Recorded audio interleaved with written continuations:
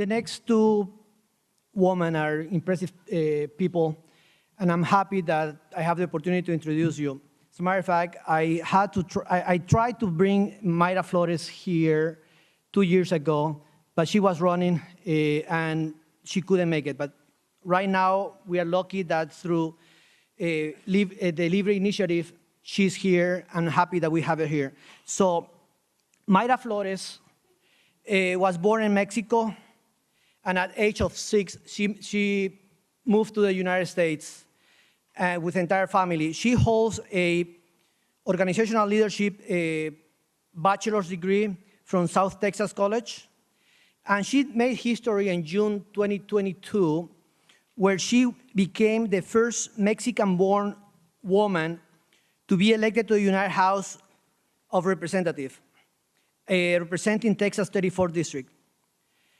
If you don't realize as well, perhaps you will remember that when Mayra and her family were taking pictures in the floor of the House in Washington, D.C., Speaker Pelosi at the time elbowed her daughter just trying to get her out of the picture.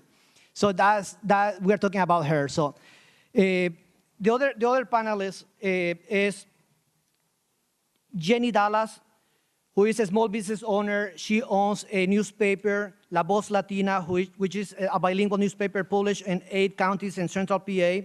She's also the current strategic director for LIBRE initiative, where last cycle, they knocked over 50,000 doors, made over 100,000 phone calls, and they were instrumental as well to help win for Senator McCormick and other House seats here in Pennsylvania. And without any further ado, please let's welcome Mayra Flores and Jennie Dallas.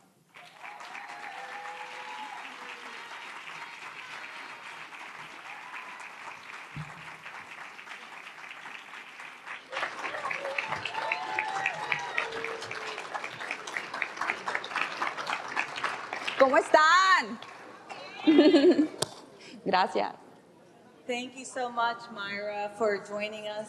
Happy to be here. Yes. This Congresswoman has come from Texas, and to just give us nuggets. Today we had a wonderful lunch with over 12 of our most influential Latino leaders, and we had a dynamic conversation, and we want to share it with you because it was that good. But first, we wanted to talk about the issue at hand, and that is, how do we build a Hispanic coalition? We did a great job last year.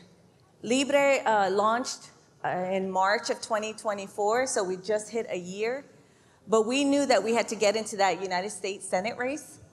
There's a 1.1 million Latinos in Pennsylvania. However, 650,000 are registered to vote. And then you have the percentage of what is Democrat and what is Republican. We have a lot of work to do in Pennsylvania. However, we're growing, our population is growing exponentially. So we want to make sure that we stay very engaged with the Latino population. And our Congresswoman won in a district, a Democratic district. It was D+30?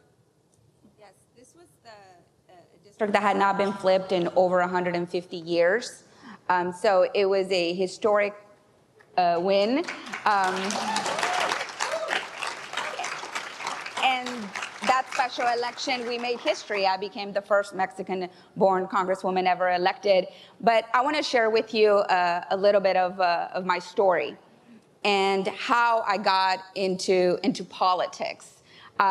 Most of you know I was born in Burgos, Tamaulipas, Mexico, blessed to come to this amazing country when I was 6 years old. My dad, being an American, was able to file for us to come here to the United States. He fell in love with my mom, but my mom did not want to come to the United States, and that's the reason why we were all born in Mexico. And my dad said, look, I know how much you love living here, but we got to move to the United States and give our children better opportunities. And that's how we came here to the United States. And I'm forever grateful to my father for doing it the right way. I believe in immigration, but legal immigration. I want I want every child to experience what I experienced when I came here to the United States. I remember till this day coming here. I remember telling my friends at school in Mexico that I was going to el otro lado, the other side, and being excited about coming here to the United States. I still remember crossing here through the border of entry, coming here and looking at the American flag, and my dad telling me at 6 years old and my sisters that in this country, if you work hard, you can accomplish anything you want. And my dad and my mom were migrant workers, so we moved a lot growing up. We lived in South Texas, but we also would move up in the north part of Texas, and my parents worked in the cotton fields. We did hoeing. I started working alongside my parents because I asked for Doc Martens. I asked for Doc Martens, and my dad said, well, if you want some Doc Martens, you got to work for them. And I said, sure, I'll work for them. And I fell in love with work. I was 14 years old, working alongside my parents, and I'm forever grateful that I had that experience working alongside my parents. But of course, I did not want to do that for the rest of my life, and continued my education, graduated in San Benito, Texas in 2004, became a respiratory care practitioner.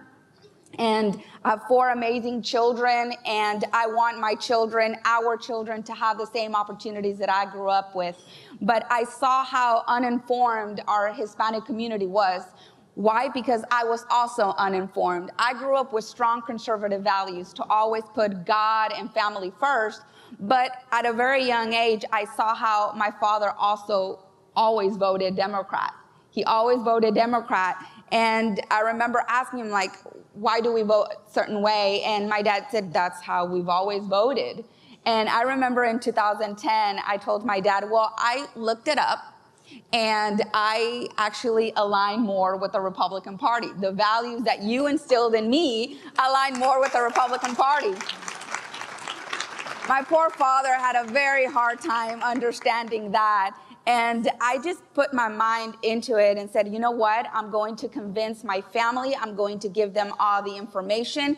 And in 2016, 99.9% of my family voted Republican except my dad. And then in 2020, because of President Trump's policies, and we had a strong economy. My dad has a trucking business. So my dad said, you know what? I might not like him very much, but I am making a lot more money under this administration. And so he voted Republican for the first time in 2020.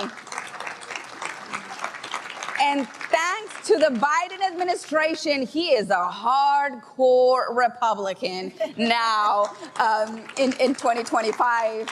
But I love South Texas, and I just realized that I had to do more. I'm in the medical field. You know, I have nothing to do in politics. I've never ran for anything. This is, 2021, and I'm devastated President Trump did not win his reelection. I said, I got to do more.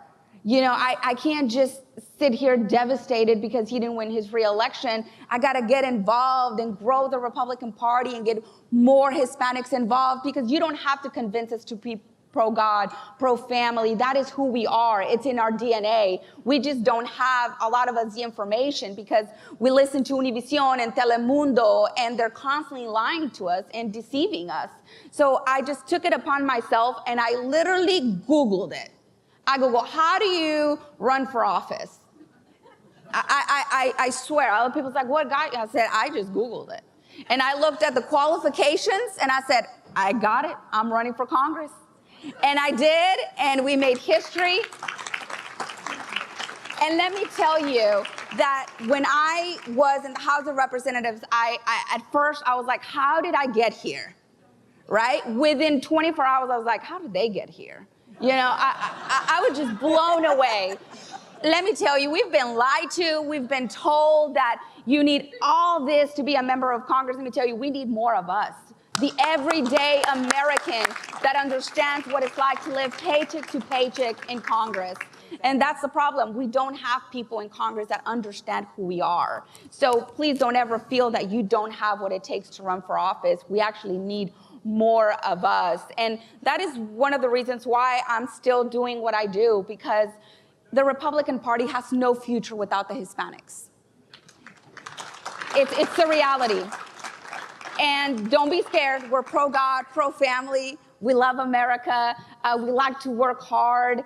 And I told President Trump during his campaign, we did a Hispanic roundtable in Vegas, and he was sitting right by me, and I said, I promise that we're going to give you the biggest Hispanic support no other Republican president has ever received, and we did that. We did exactly that.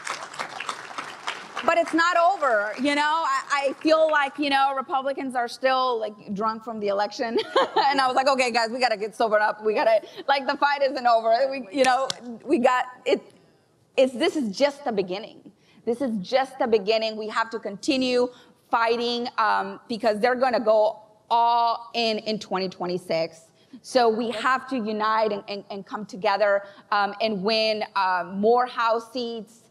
Because President Trump needs us to be there for him, and in order to pass strong policies that are going to reverse the damage that the Biden administration needs, we need to maintain a majority in the House, but we need a bigger majority. Right now, the majority is so small, it makes it very difficult for us to pass legislation, and our focus needs to be 2026. So I'm so grateful for all the amazing work LIBRE does, not just in South Texas. I mean, a lot of people don't know this, but LIBRE was born in McAllen, Texas, in South Texas. Can y'all believe that? And look where we're at in Pennsylvania. So I'm forever grateful to Daniel Garza, who founded LIBRE in South Texas and saw this vision, and look where we're at today. Exactly. So I'm forever grateful. We had a good conversation.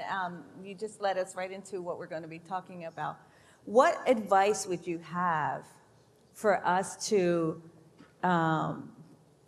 influence the Hispanic community more than, we already know we have the values, but why can't we get them to see that the policies are, from the conservative side, are much more valuable to them? It's the American dream. It keeps the American dream alive.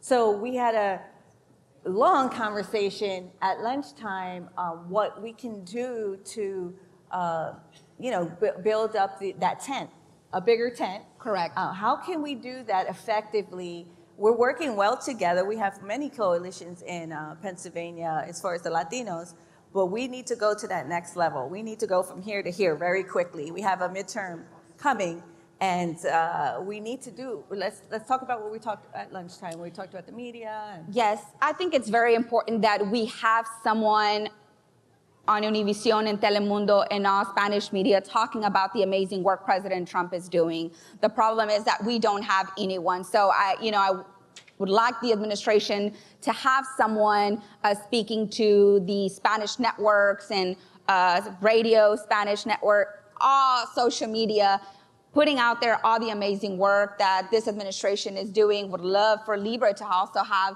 that person as well. Look, this is an English-speaking country, but don't be afraid, to get out there and speak to the Spanish-speaking community. My dad always had the Mexican flag, and my dad would, I told my dad, "Dad, you're an American." He's like, "Well, I am an American, but I don't speak English." And I said, "Dad, the majority of the people in Congress and the Senate," and this was during the Biden administration, I said, "speak English, and they're the ones putting in place policies destroying this country. I don't care what language you speak. I want you to love and respect this country and the Constitution. It doesn't make you any less of an American." So, I believe that we need that person on Univision and Telemundo and all Spanish media, getting the message out there and letting them know all the amazing work that we're doing. And we're not doing it, but the left is. Exactly. They're on Univision, they're in Telemundo, spreading misinformation, lies. And I was just recently in an interview, and they were talking about President Trump's administration deporting mothers. And I said, y'all are a bunch of hypocrites. Son unos hipócritas. You think the Biden administration, the Obama administration wasn't doing any deportations? I mean, the Obama administration had the biggest deportations in history, and yet no one was criticizing him. Look, this is a country of law and order. We should not be promoting illegal immigration. Illegal immigration not only puts Americans at risk, but it puts women and children at risk. It's funding a terrorist organization, the cartel. And many of us can't even go to Mexico because we're afraid of visiting our loved ones. Why would I want that to come here to this country? Illegal immigration is funding a terrorist organization. We need to focus on legal immigration. But that is why we need that voice in these Spanish networks, because the other side is doing, and all they're doing is manipulating, lying to the Hispanic community, putting in terror amongst, because that's all they do. They don't have policies to promote. See, the Democrat Party, all they are is about emotion. You know, they want us to make decisions based on emotion. And that is why we got the Biden administration. Let's be real, because people voted on emotion.